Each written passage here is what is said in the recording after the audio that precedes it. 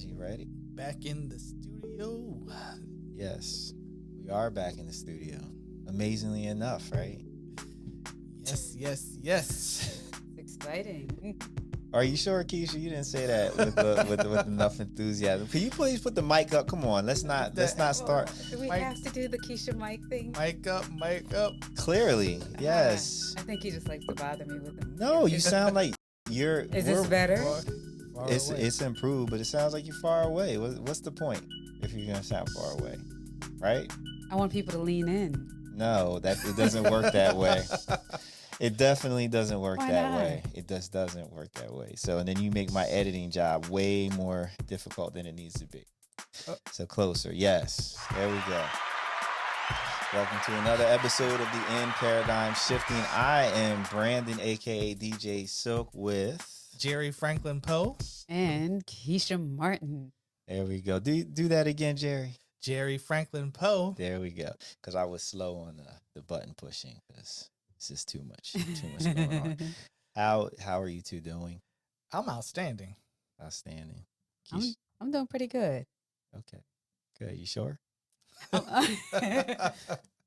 a little worn from the week, but I'm good. Yeah. A little sleepy, so tired. Okay. So you should be pretty subdued for this episode then, huh? Is that why the mic was 5 feet away from you? Yeah, you had it there. I guess someone bigger than me was here No, before. it's there because then you sit down and then you adjust it to you. That's how that works. Forgot step 2, slide It's over. like a brother and Push sisters forward, here. slide to the left. Yeah, listen, I thought we had all this worked out, but clearly we don't. We still have work to do. So maybe I have to set up a training for you. Maybe that'll help I like you. the support that you guys give me. It just reminds me how welcomed I am. Right. Wow. It makes me feel Wow. included. Wow. Well, I mean, sometimes we fail to do what we're supposed to do, but that failure can lead to success. Right, because I have a good support system to remind me. Right. So that leads me to poke Jerry to announce what we're talking about this episode. Failing up. How to turn your failure and basically turn that failure into some type of triumph. Yeah. I think that sums it That's up, up. right? Yeah, absolutely. So I have notes because I've been thinking about this. This is All right, very cool. this is very near and dear, so you guys can sit back and relax for a little bit. So it's funny, right? I have 2 nephews and a niece, and one thing that they've taught me or shown me is how kids, infants, I'm talking about infants, Mhm. toddlers, babies, because now they're older. They don't want to deal with me or deal with us. They're, when I used to come over, they would run. It's like, Uncle Brandon. Now it's just like, yo, what's up? So, but it's funny because my first nephew Kelly, remember one day, I guess he had just learned how to walk, and we were outside, and he encountered a step that was low enough for him to try to step up to. And so he walks up to it, and he steps up on it, and is very wobbly, and he's very tentative. And then he gets up, he's on it, and then he steps back down, and then he steps up again. And he keeps doing this process until he's fully comfortable with doing it. And I'm like, wow, that's just amazing. And it's funny, kids, every day they're guaranteed to encounter new stuff, new challenges, things Right. that they've never encountered, and they're going to have to try to master. And at no point does an adult scold them for failing. It's always encouragement. Like, we almost kind of cheer for them when they fall down and they get up and it's like, yo, you can do it again, rah, rah, rah, right? And then we get old enough to go to school. And what happens when we go to school? If you fail a test or a project that you put honest effort into, what happens? You have to deal with being the stigma of failing, right? There's not at least from my experience, because I failed a lot. I wasn't a good student. there wasn't a whole lot of like encouragement, like, hey, you can do this, you can do this. And as a matter of fact, like as a child, when you're young, if you fail at doing something, you don't move on until you get it, you master it, and there's love and support with that. But in Mm-hmm. school, you fail. What happens? You fail the test, and the curriculum goes on. And now you might fail even more because if you didn't get the first part of it, then you're Right. probably not going to get the second part and the third part and stuff, right? So I feel like the way we are educated has instilled this idea that failing is really bad. It should be avoided at all costs. It's problematic. And what's amazing is you learn way more from failing than you ever do than having a first success at anything. And when you win, like if you get the good grades or whatnot, like I actually feel like a lot of people are so into getting good grades that they're actually missing the point of the lessons that they're being taught. Like they learn how to take tests well. Mm-hmm. They learn the techniques of how to mitigate if you don't know the right answers, how you can choose so that you can more than likely pick the best Right. answer to win. Right. Right. So they're not learning; they're just become adept at taking tests, which in our society we're suffering the consequences of that. The fear of failing and putting winning and getting good grades over the idea of actually taking in the information that we're learning. So that's my monologue there. And you bring up many uh, fascinating points. I think when you look at the educational system, if you're just going to take that little block of what you said, the question would be: are we educating people or are we training people? Because a lot of what we do in school, the systems that it's built around, is more so training people to perform a certain way. Right. We're indoctrinating people into behaviors to get them not necessarily to learn, not necessarily to think for themselves, not to evaluate information, but to how to perform under certain situations, how to perform in certain circumstances. Right. So, for example, I have two daughters. One is in high school now, one is in middle school. And since the beginning of their academic career, I have stressed I don't care about grades. I care about what you became in the process. I care about what you learned. It doesn't matter to me if you got an A, if you didn't learn anything. It was like, what was the point of it? What was the point of Right. you being here? That the whole purpose of education is to make you a better person, make you a better thinker, and not just to be able to give the teacher back what they need in order to give you a specific result. Yep. So one of the things that I've noticed is sometimes our systems are in place to produce results rather than to actually educate people, because education takes more time. Right. Education is harder to measure. Yes, it is. And a lot of what we do in our society is tied to numbers, Metrics, all those right? metrics. It's all yes. number stuff. So again, like I'm not an expert in education or all that stuff, but I know that there's always like numbers and graphs and charts, and money is being distributed based on all that. So that takes away some of the freedom from the failing part, because that's experiential. It can take you a lot longer in order to get to where you want to go. And then it's harder to measure that because everyone's not on the same scale.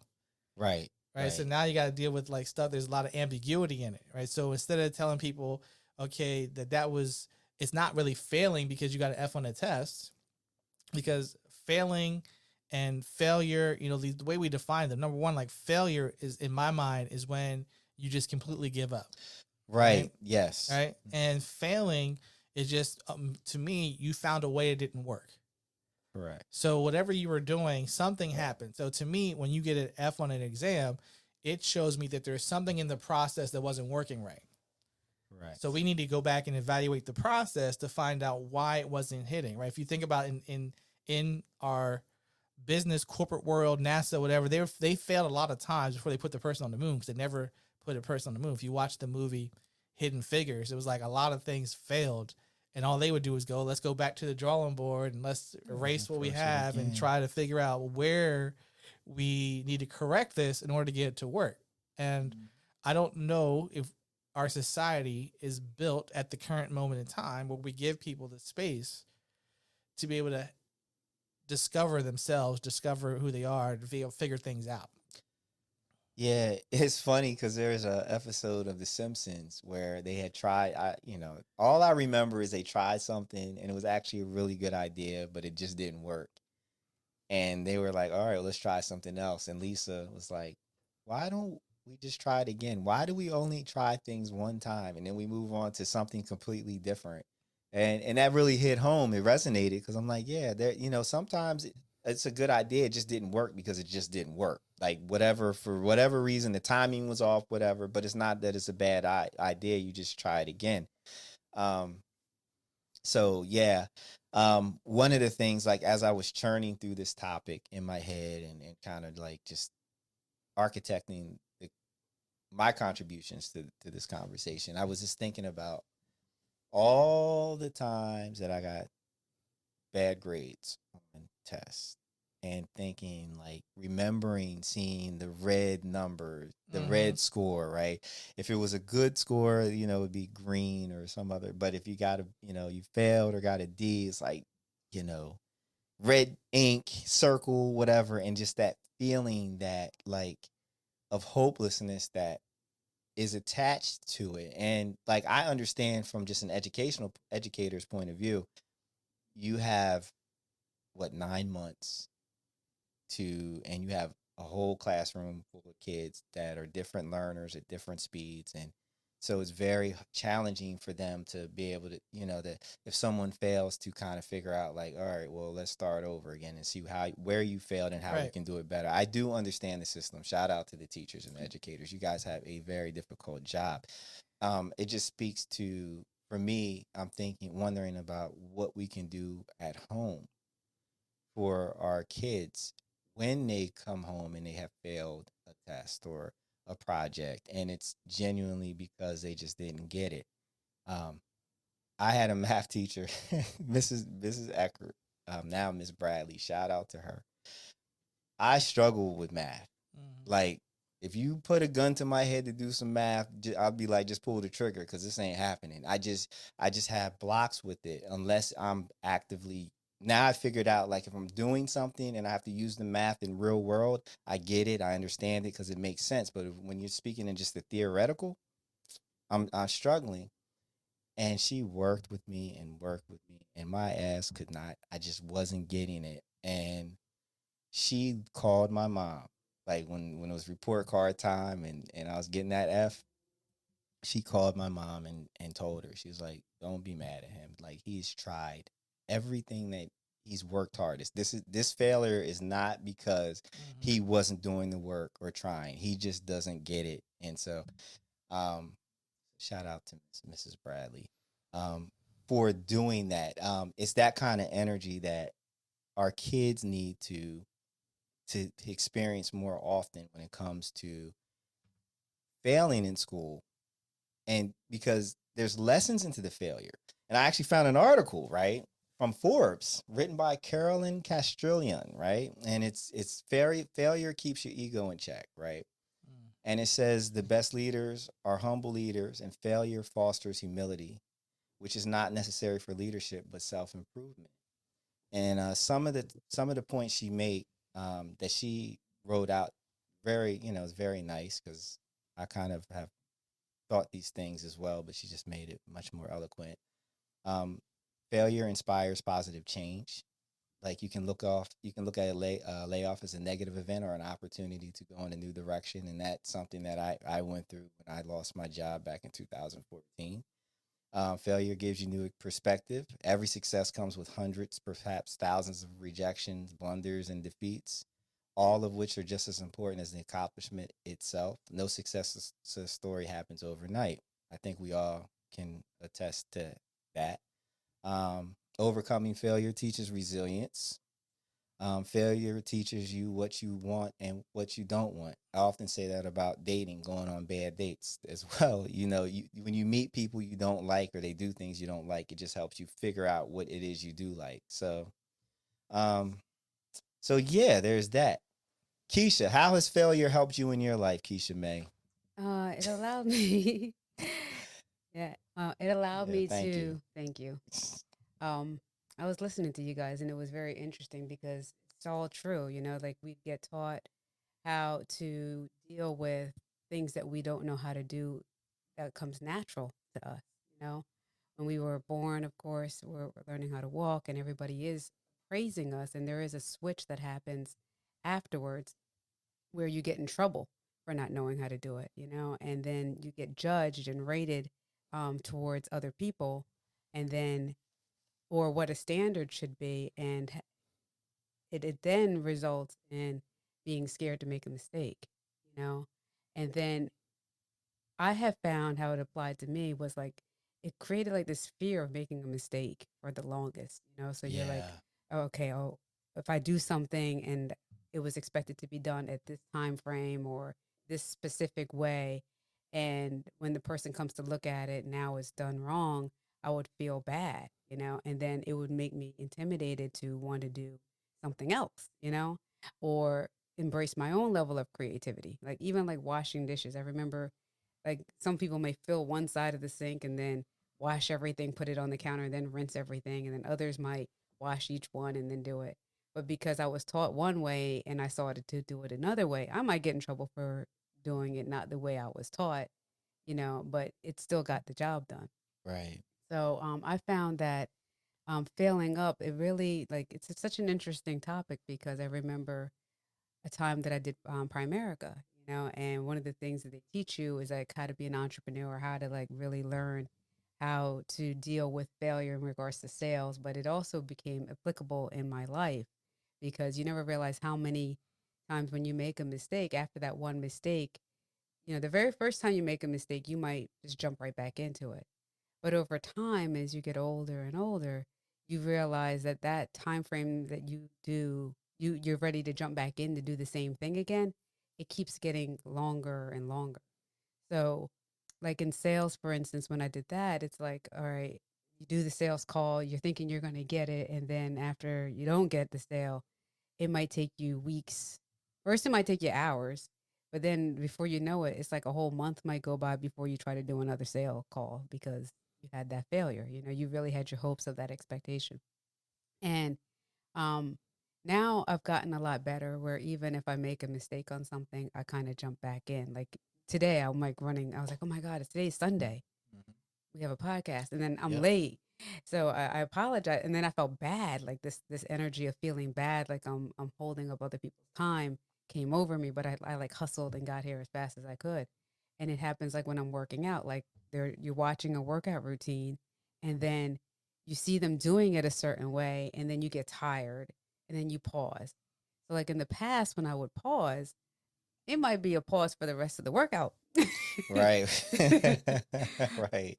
But now I'm realizing I don't have to pause for the whole entire workout. I'm like, okay, it's fine that I fell behind. I caught my breath. It's okay to pause, take a break, and then get back in it. You know, even if it's only 2 minutes left or a minute and a half left, at least I finished versus just stopping at the first mistake or stopping at the first time I couldn't go any further internally. Yeah. Um it's and you touched on something. Like how if you fail, instead of like the stigma of failing and the shame that goes along with it will prevent you from reattacking what you Mm-hmm. need to do, which is tragic because there's someone out there that's listening to this right now that tried to start an entrepreneurial venture. It failed, it didn't work out, and they just walked away from it. They abandoned it because they failed. Um we fail way more than we succeed. Like if you just over the arc of your existence, there's way more failures that are on your accomplishment list. So and then people who do win turn out to be assholes. Like they're not nice people, likable people. So there's that. And that's the humility thing about what comes on with failure. I did some research on some notable people who failed but succeeded. So did you know that Martin Luther King Jr. got a C in public speaking in high school? Uh, was it in high school or in divinity school at Crozier? High school. Okay. High school. I did not Well, know he got a Yeah. D in I think in public speaking when he was at Crozier in seminary. So yeah, that. yeah. Look at that. Jerry got his transcript. I actually have seen it. Someone Yeah. I saw some. I was in a conference and someone pulled up. They had found a copy of his transcript from college. Oh Lord, they don't ever want to see my transcript. Man, that's But it was just rough. they were using that as an example of someone that we put on a pedestal for this Oratory particular. skill. And then it's Oratory like, well, skill. someone else voted them to be like the worst. Yeah, Well, I mean, that's an example of. perspective. Well, no. I say it's an example of you fail, and then you recognize that you want to do better.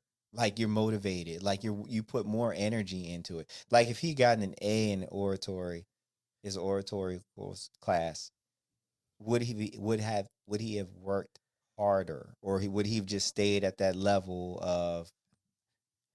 But also, it when I say perspective is that when he's being evaluated, it's being evaluated under a certain measure. Like some things that work for, especially when it comes to public speaking, some things that work in the classroom setting don't always resonate to This the is true. masses. So they might have been viewing him through certain metrics that there were certain things that he did that they didn't like, but those actual were things that made him so great when it came to giving speeches to Right. everybody else. So it's a little bit of Everything. understanding that both of those Gotcha. things can be true. Gotcha. Okay. Well, I think most people know about Michael Jordan not making his varsity Basketball. team. But what's interesting, what I didn't know is that so it was a sophomore year, right? So his coach made him a starter for JV, and the reason why he got cut from varsity was because there were seniors, like the coach was full up with guys, and he recognized that, well, if I have Jordan on the varsity team, he's going to sit on the bench, so put him on the JV team. He gets that run time. He gets to actually play, which ultimately played into his becoming one of the, if not the greatest ball player on the planet. 12 publishers rejected J.K. Rowling's original Harry Potter. Yep. A film school rejected Steven Spielberg 3 different times. Walt Disney's first cartoon character tanked. Apple fired Steve Jobs from his own company, which is just hilarious to me. Beyonce Knowles' group lost Star Search. Albert Einstein failed his school entrance exam. Albert was like a pretty not good student. Producers rejected 30 of Sylvester Stallone's screenplays before Rocky. Only 30 people came to Tyler Perry's first play. Like, Wow. that's right. Mm-hmm. That's amazing. It is. You have all these now. Those names resonate with. If you don't know who any of those people are, then you just got your head in the sand. Right. So Oprah got fired too. Yeah, I was gonna put that on there, but there's a pretty significant list. And the guy from FedEx too. His instructor had failed his idea of FedEx. He wrote it up as one of his theses, and he got an F on it. And then now it's what everybody uses. Yeah, well, FedEx be failing lately because some of my packages are supposed to arrive overnight, just be like a week out.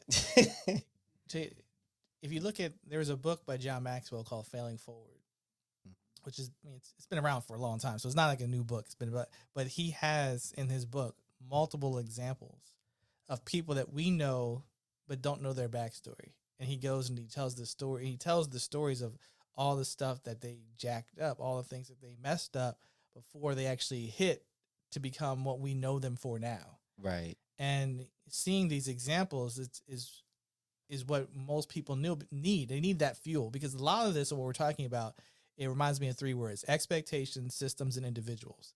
So we have a certain expectation of what we think life should be like, whether it be our academic life, professional life, personal life. And then sometimes, well, really not sometimes, but a lot of times it doesn't match up to these expectations that we were given, that were built on false narratives. That we see these movies and the relationships go a certain way, and you're expecting it to be like the movies, right? Life never ends up like the movies. Like you think about Sleepless in Seattle, like the likelihood of that actually happening and working out, like, oh, he left his backpack up and she happened to be there at the same time. Like this is, but we look at it and people are looking at these movies, and I'm not saying it's a bad movie. It's a good movie. Go watch the movie. But we look at this movie and then people are like, I want that to happen to me. And if that doesn't happen to me, they feel like there's a letdown because their Right. life doesn't match up to some fairy tale that somebody created. And in school, uh, we have certain expectations we think people should perform, and then the systems now get created around these expectations. Right. And then what the systems do is sometimes neglect the individuals that they're designed to serve. So when we talk about the teachers are trying to do a tremendous job to educate and to nurture the students, sometimes in the system that's designed to hold people back or to handicap some, or not handicap, to handcuff the teachers.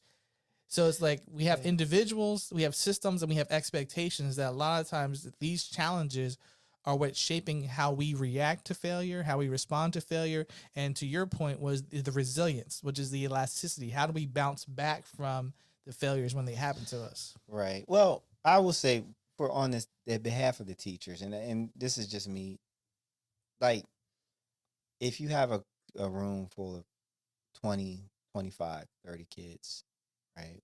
And again, you only have 9 months. Like you have 5 days a week. You have very limited time. You have very limited resources.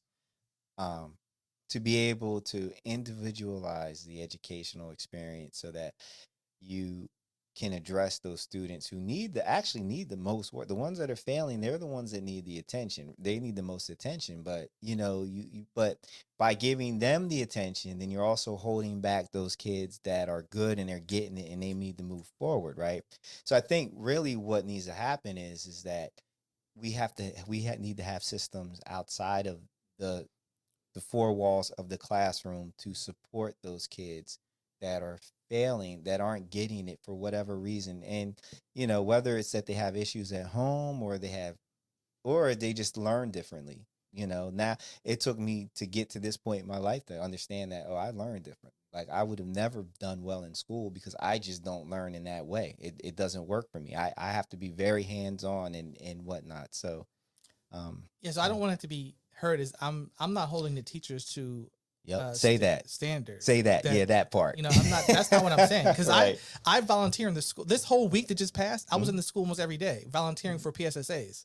So I volunteer in the school tremendously. I'm saying that the systems that we have in our society are hurting some of the people who want to do the most Yes, good. they are. Right. Right. Right. So the Agreed. teachers got into the educational system To help. because they wanted to help. They have a heart for helping people. But then what happens is our systems that we have are It set limits up them that Mhm. sometimes hinder them from being able to live out their own personal gift. There Right. you go. 1,000%. So I believe personally, because again, I have two daughters that are in school right now. I personally believe that education begins and ends at home. So we Mhm. have our own educational system that takes place outside the school.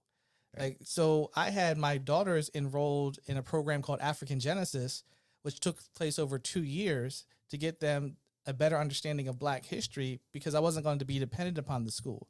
Right. I don't believe that my family's life or education needs to be put in the hands of someone else. That's all about personal responsibility. So when I look at with their systems and I see the individuals, I believe the teachers as individuals themselves are sometimes being hindered by the systems that are set up that are in place. That's what I'm saying. Okay, good. Yeah, really the teachers should be the catalyst. And then they spark the flame and they introduce a lot of information. But, if you like, fortunately, my nephews they're just great in school. They don't need much. They can, they're a teacher's dream. They just get it. Whereas my niece, she's brilliant, but she could care less about learning. Like she if she's interested, she'll get it, but if she's not interested, she's not it's not going to work.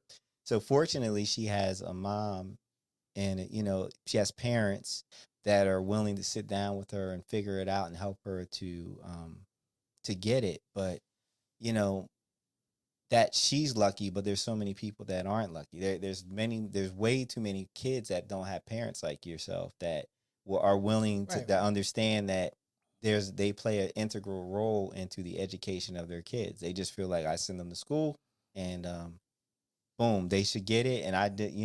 But that goes back to expectations again.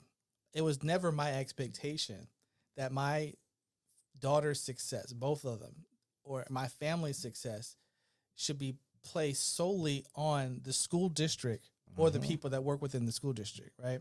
So and part of that's because I failed a lot, Yeah. right? Right. So I looked at what was causing me to fail and where I slipped up. Like when I got to college, all the mistakes I made there. Then I was like, well, okay. And I think back, well, I didn't just start making mistakes in college. There were things that were basically precursors to how I performed as a college student based on the habits I was building when I was in high school and the habits I built in middle school and the habits I had in elementary school. So in my life and with my daughter's lives, I started from the beginning to say, well, what do I need to eliminate in order to get this out? You know, if you think about Right. a funnel, right? Put them through a funnel. In order for what to come out of it to match up to what I want, I had to figure out what do I got to put in the beginning. Right. So that's where looking at expectations and telling them like, yes, these ideas. I mean, I remember this was an episode in the Cosby Show where I think it was Denise's boyfriend came over and he was talking about how grades don't matter, and Theo was getting excited like, oh, Dad, grades don't matter. But the guy actually had good grades. It was like he was getting good grades. He was not letting the grades define him. Right. So I was having them understand that these things, like, because all about expectations. Like when we say failure, is what is a failure and what's not a failure is all based on what someone said it should have been like. Because when you're talking about you first start off talking about these children who fall down, that's only because we have an expectation that you're supposed to fall. Right. But right. Once and then gone, after we get past a certain point, we're like, nah, you shouldn't be falling no more. You shouldn't be stumbling no more.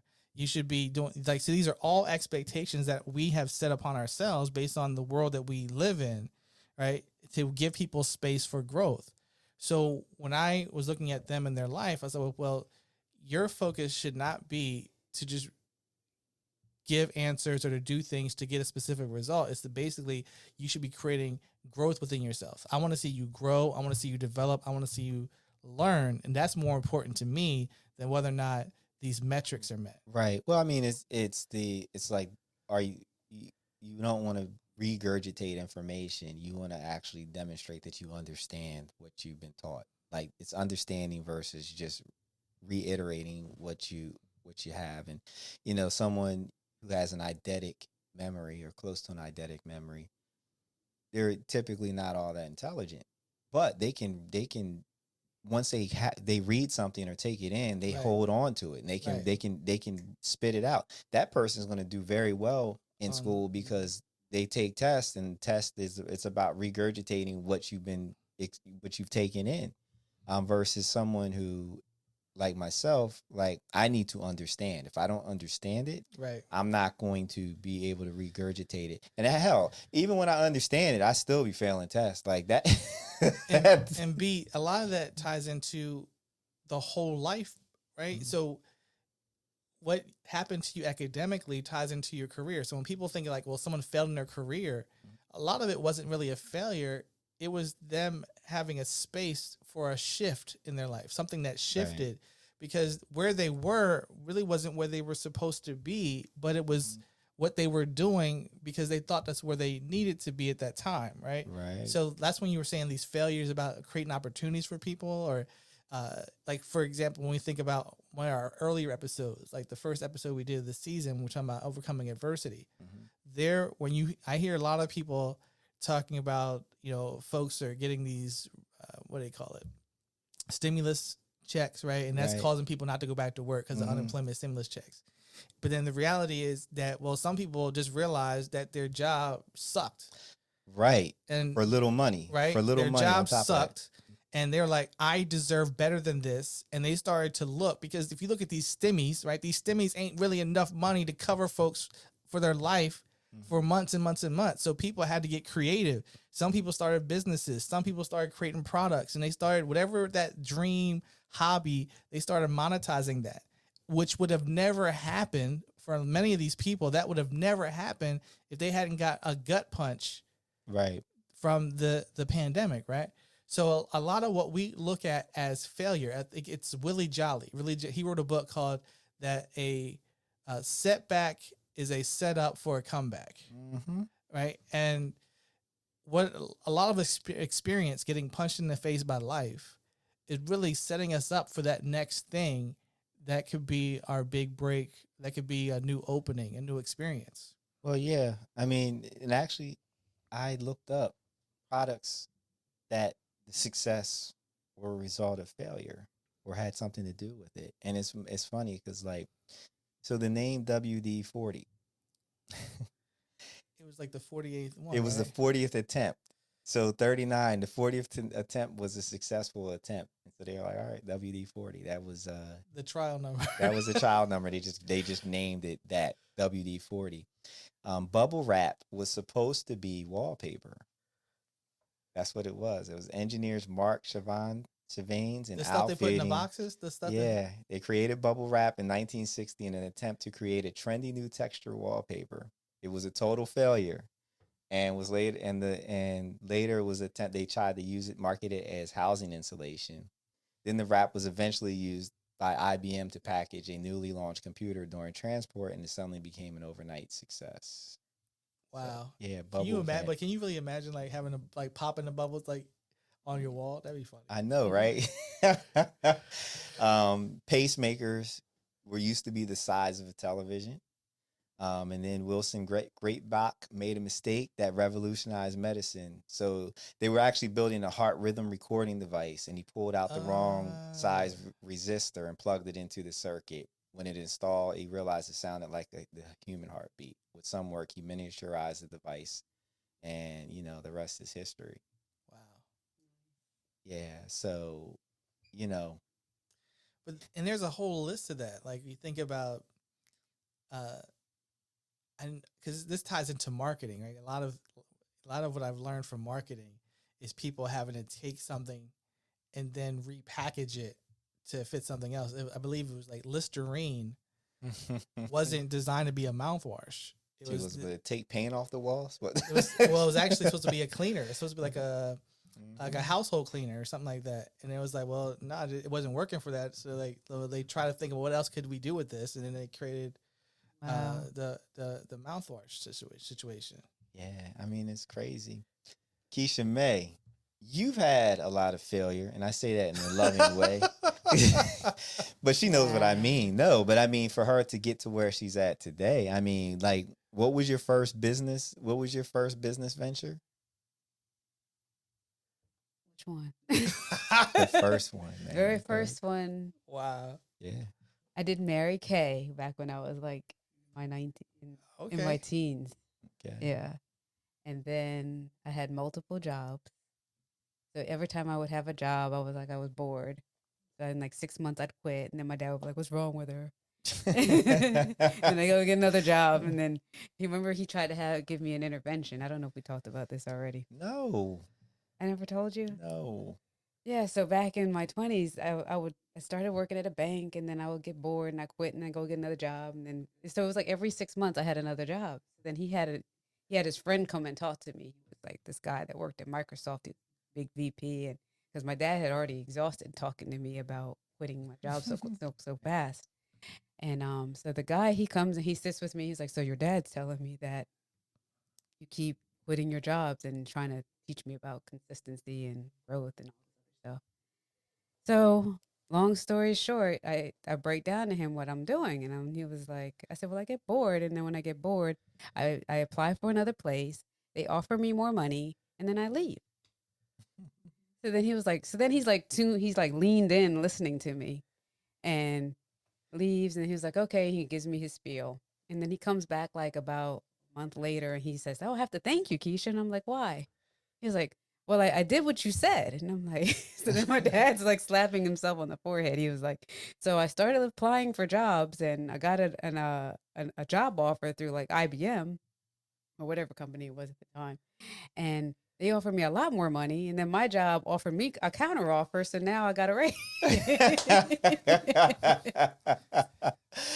Nice. Yeah. So he learned that from me. So I was like, and then me sitting there, I was like, "So where's my cut?" And my dad was like, "All right." But through those failures, I remember I eventually settled down and worked at this one company for like 5 years in HR, and I hated it. I didn't like it was stressful, and the people were all right, but it wasn't for me. I was really more creative, and I realized I wasn't happy, and it took me to leave after I had my second child, and then I started. I didn't know what I wanted to do. Why Brandon's asking about my multiple things. And I think it's important that as adults that we continue our learning process, especially if you have children, because it allows you to understand what it's like to learn something new. And you're not looking through the eyes of an observant and having levels of expectations of when you think someone else should have learned something. Because when you place yourself in that space of learning again, it allows you to embrace your newness and step out of your own comfort zone. So after I got married, I jumped into Primerica, and then I realized my biggest thing was always being creative. And then folks naturally, I think I designed something for someone. It was a memorial, and it was weird because my cousin was like, "Can you help me make a memorial like for my dad?" And I was like, "Sure." She wanted to make like a collage. So in my brain, I thought digital. So by the time she sent me the pictures, I had scanned them and created like this digital piece of art for her. And she came with like the I guess the cardboard paper ready to Yeah, cut everything. posable. Yeah. And then she started crying. I'm like, no, it's okay. I didn't know. She was two tears, tears of the loss and then tears of joy because she was so happy. But then she also felt discouraged that she came with like cardboard. Mm. And I'm like, no, no, no, no. My brain just thought Mm-hmm. differently. And that one act of making something for her created other people asking me, and that's how Photo Cuts was born. So it was cutting photos into lasting memories, Mm. and I would take pictures of folks and create montages for them. When I had an injury to my eyes, I then started the whole spiritual business. I Mm-hmm. went on my spiritual journey, which we've talked about. So I've been a lifelong learner, and it's funny that we're talking about failing up because even this week I was in a training, which is why I'm a little tired. Today I decided to learn some more about energy work and tap in with some other people. And this week, it's like I was learning some new techniques. A lot of the things I did know, but there were a couple times I'm like, okay, hold up, and then I had to just apply different ways that I learned so that way I can grasp the material. Because after this week, it's gone until whenever a replay might come up, and that might not Mm-hmm. come up for another 6 weeks because it was like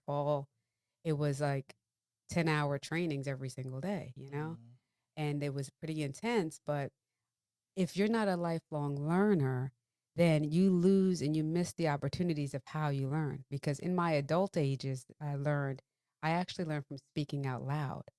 And that's not something I knew. And for so many years, it was taught, oh, don't talk, especially when you're in school. Like you're built into a system, as you had mentioned, Mm-hmm. and it's not necessarily the teacher's fault. It's but the way system the overall system has been put in place. It's not like a Montessori school where the kids are allowed to grow the way they learn, Right. whether it's hands-on or Mm-hmm. auditorily or reading or visual.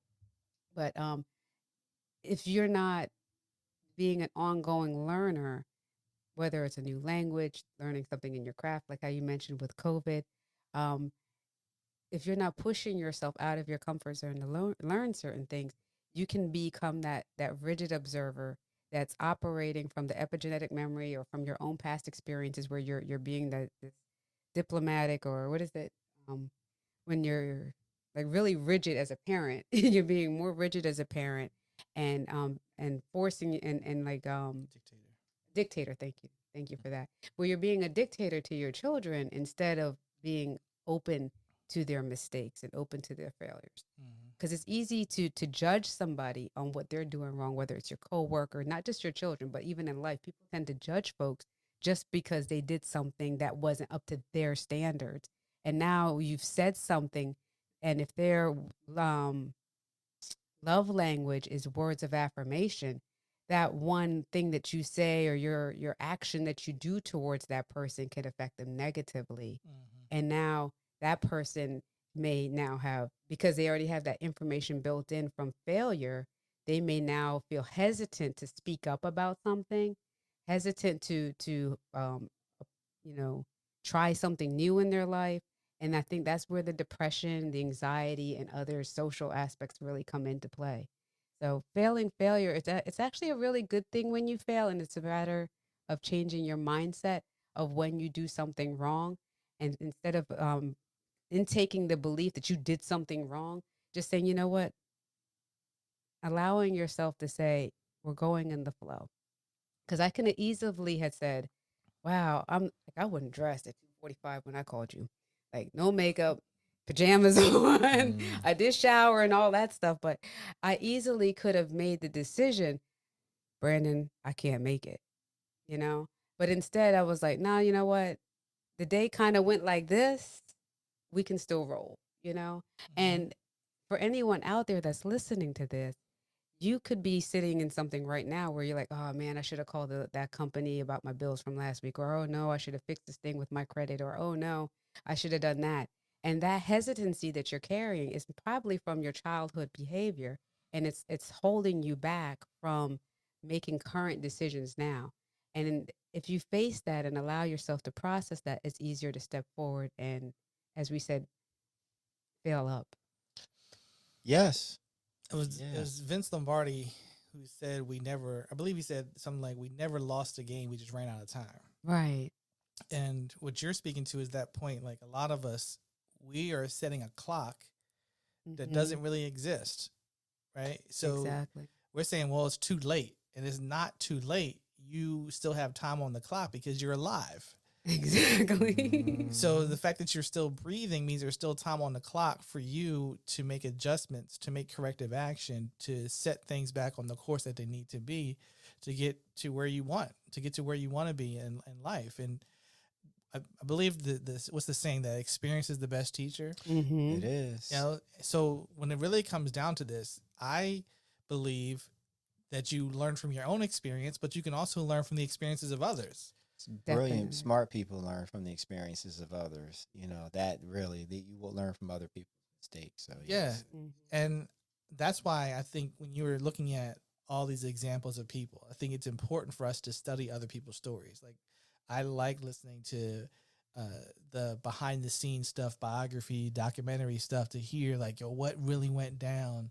Because a Right. lot of times we get the condensed version, like, oh, this was successful, but we don't know like what went through the process.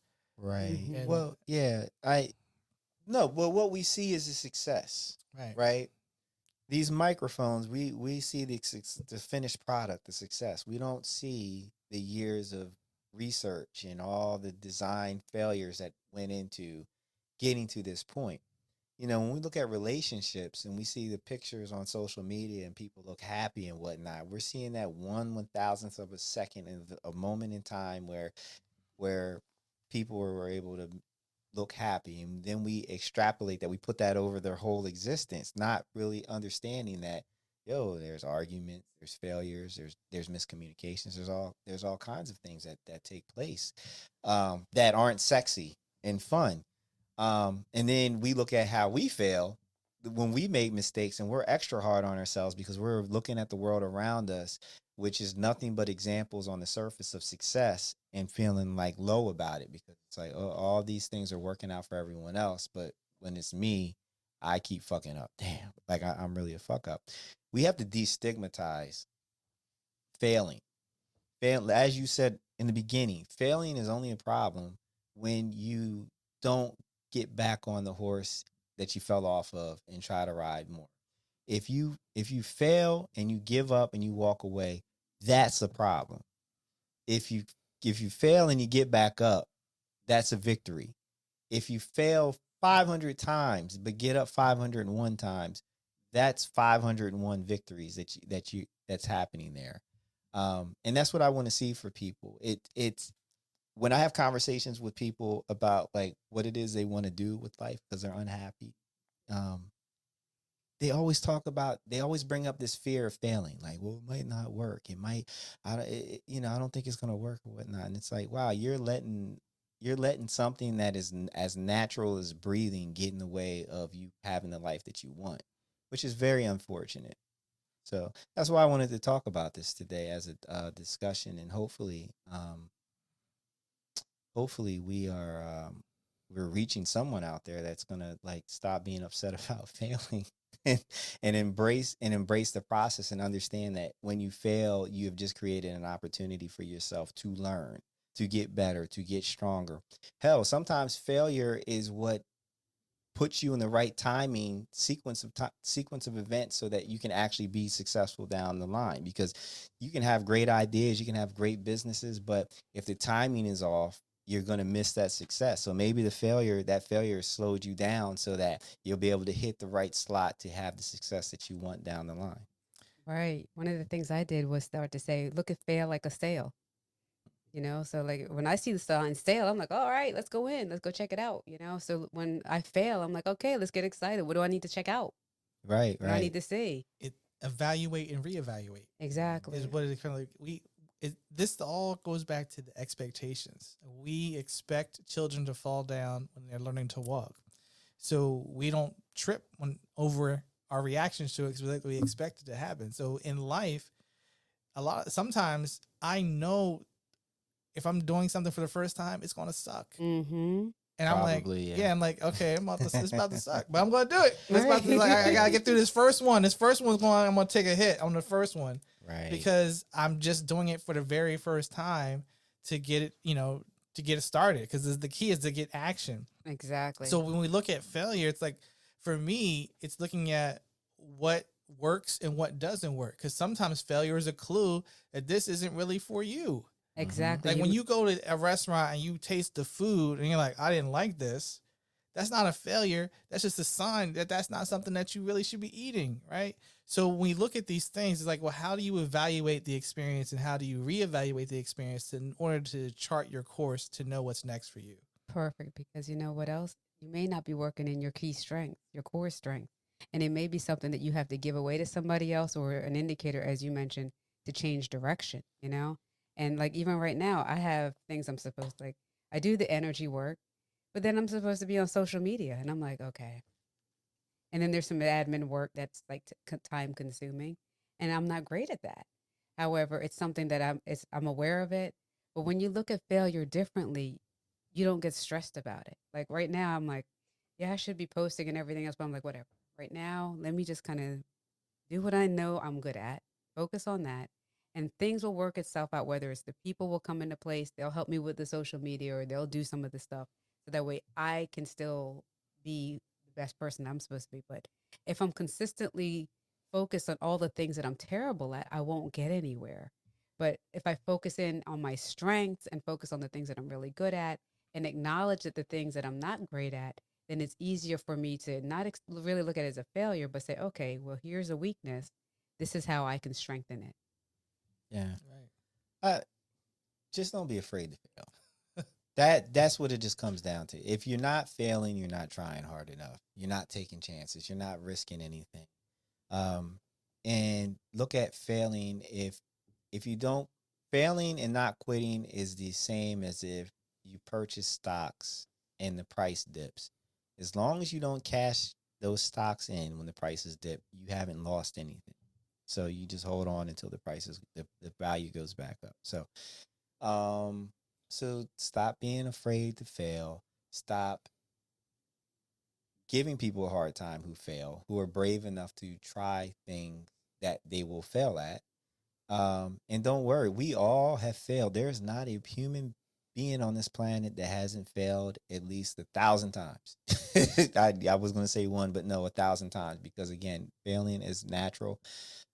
It is the opportunity to learn. It is the opportunity to humble yourself. And it actually provides value and excitement, because when the success finally comes after all of those failures, it feels really, really good. It feels great to keep fucking up something and then finally getting it. That's an exhilarating feeling versus like you try it the first time you get it. That's boring. At least for me, it's boring. I don't know about y'all too, but so there's that. And let's see if I hit the right button. Look, I didn't fail at hitting I didn't fail at hitting the right button. Listen, man, these buttons aren't marked. This is all on memory. So anyway, don't worry about failing. Don't let the thought of failing get in the way of you taking chances. It's very, very important to living the best life possible, that you operate without fear and you understand that failing can be a really good thing if you're putting honest effort and you're trying your best. Jerry, what do you have to say about all of this? I cannot say this enough or stress this enough. It's all of this. Your expectations will shape how you see the world, how you respond to the world. So a lot of this failure stuff is just reframing how you see it, reframing how you experience the incident. You get a chance to make it a positive or a negative experience based on how you see it. So one of the things I ask myself is, what am I learning from this? And then I look for the lessons in the failure. And when you see the lessons, then it wasn't really a failure at all. It was just a growth opportunity. Yep. There you go. Keshia May, what do you have to say about this, if anything at all? And don't feel pressure. No pressure. I don't feel pressure. Good. I would say everything that Jerry said was great, and then jump back in. Just jump back in, do it quickly, and the pain and pressure anyone would put on themselves in regards to overthinking, the anxiety, looking back at your past mistakes and letting that run you is far more exerting, takes a lot more time than if you just had jumped back in. Just jump back in. Nice. That's nice. That's nice. I like that. I hit the button. I hit the right button again. There we go. So you can follow me at djsilk on Instagram. If you click on the link in the bio, you'll see the links to all the things that I do, all the content that I create. And if you are interested in having a podcast produced or recorded by me, you can reach out. We can talk about that if you're in the tri-state area. Tri-state area meaning Pennsylvania, South Jersey, Delaware, Marion. That's quad state, huh? I try to see. I told you I wasn't good at math. Anyway, so yeah, don't be a stranger. Jerry, how are they getting at you? Social media, Instagram, Facebook, Twitter, at Jerry Poe. There you go. Oh, and if you want to you need a campaign manager, this guy's doing that now too. So among the motivational speaking, right? Yeah. I'm the Swiss Army knife. There you go. Keshia May, how do they get at you, and what do they get at you for? They can get at me at KeshiaMartin.com, which is my website, and I'm on all social platforms as Keshia Martin as well. I do energy healing work, and I'm actually launching a program coming up next for women and men called Spiritually Sexy. We'll be diving into some nice conversations as well as energy work to break past the blocks that you may have in love. Hit me up for that. Just love And intimacy, but also how to tap in. Jump in and tap in. That's Help right. you bust them nuts.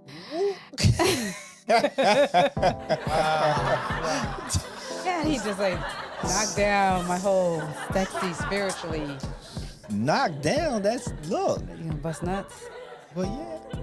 I'm trying to expand the reach, the messaging. For the ladies, they want something more sensual, more intimate. They want to feel it. There are some women that are happy, they speak in that way, in those terms. So, I'm out of this.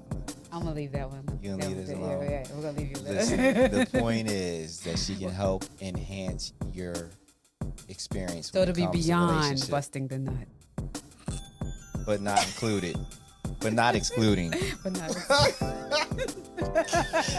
Oh my God. Yeah, see how we ended it? That's what I'm talking about. Anyway, guys, thank you so very much for being I think he needs to be in my class too. Lord, see. Anyway, see how she interrupted? She just interrupted my closing. I'm sorry. No, you're not. I Not know even a I'm little not. bit. Not even a little bit. So, thank you so very much for allowing us space in your world, in your head, in your ears. Time is very valuable. Hopefully, you are getting something out of this. And if you're not, let us know. If you have topics that you want us to tackle, reach out and DM any of us, and we will entertain that. So anyway, I am Brandon, aka DJ Silk. He is Jerry Poe. She is Keshia May. Oh, let me do that again. Yeah, there we go. Make sure I switch these cameras. She is Keshia May. She's just Keshia. Don't call her Keshia May. That's my name. That's right. There you go. Anyway, you guys be safe, be well, be blessed, and go out and do big things. And don't be afraid to fail. We are out. As we laugh. There we go. See, messing up. I failed. I failed at the right button. But you're thinking about busting the nut. Pause on that.